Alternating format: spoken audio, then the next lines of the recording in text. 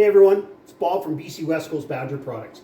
We just want to touch up on installing this system for people that are going to do it themselves, or if you're going to take it to a marine shop and have it installed or get a mechanic to install it. The first thing we always set up is we set up the wireless system itself, and it comes with 5 feet of cable for the wireless system for the hookup. So you have lots of room to hook it up to your battery, and you want it hooked up to your battery first of all because you want to be able to have the power on your cylinder to adjust it and move it. Okay, so once that's set up, don't worry about mounting the bracket yet for the linear actuator. What we first want to do is where you made that mark when you selected the length that you needed for your control arm, and it's always good to put a felt mark on here or not, depends what you want to do. So once you have your bracket on here, we always suggest leaving this loose so it can move up and down. And then what we do with that is, once we get that going and this bracket's on, this linear actuator will be loose, you can actually bring this linear actuator out .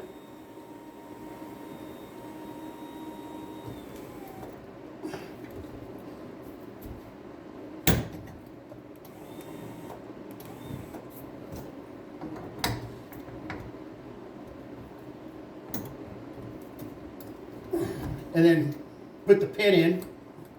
You don't have to lock the pin right now. And then just move that.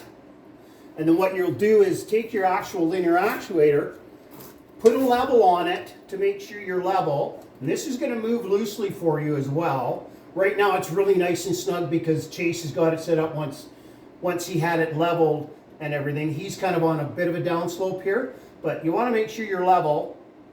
So once you're level, you can then put your bracket in with a pin and then hold it there and then make a mark, and then that's where inside the holes and make a mark, and that's where you're going to want to mount your bracket. Okay, and then once that's all mounted here, then you can disconnect this if you want, but I usually will tighten up these bolts first and make sure it's nice and snug, and then I'll disconnect it. And then I'll pull this cylinder in. And then you can always just try it again and make sure that it works.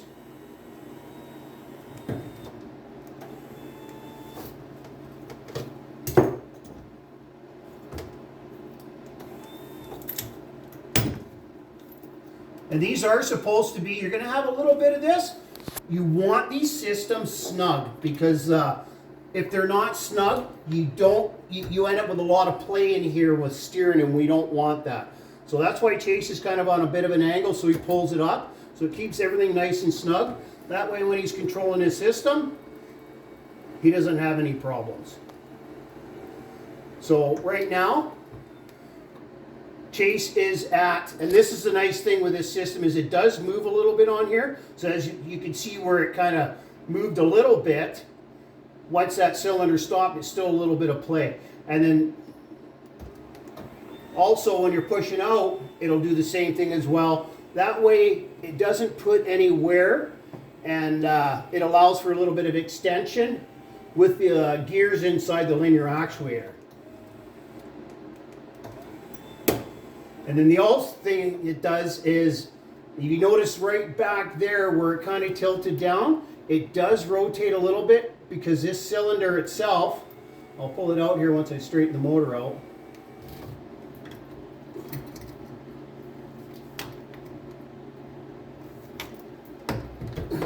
And on this side, so this actually rotates 360 degrees.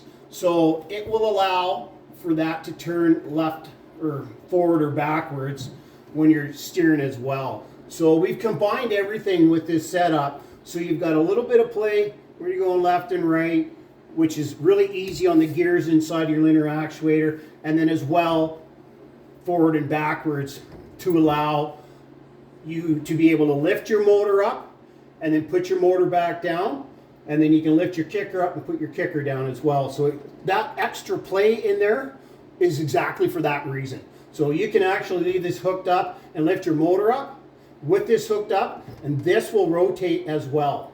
So that's the reason we set it up this way.